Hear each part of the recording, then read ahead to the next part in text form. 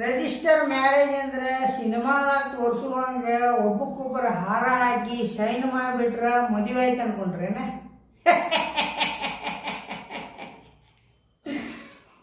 ಮೊದಲ ಹುಡುಗ ಹುಡುಗಿ ಒಂದು ಫಾರ್ಮ್ ಫಿಲ್ ಮಾಡಬೇಕು.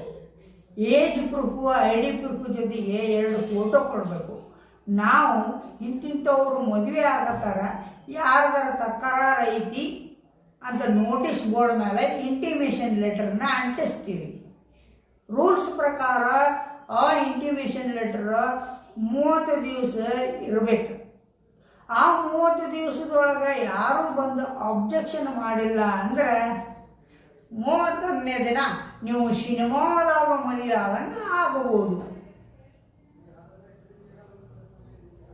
ಹೌದು, ನಿಮಗೆ ಹೆಚ್ಚಿನ ಮಾಹಿತಿ ಬೇಕಂದ್ರೆ ನೋಟಿಸ್ ಬೋರ್ಡ್ ಮೇಲೆ ಅಂಟಿಸಿರ್ತೀವಿ, ಹೋಗಿ ತಿಳ್ಕೊಬೋದು.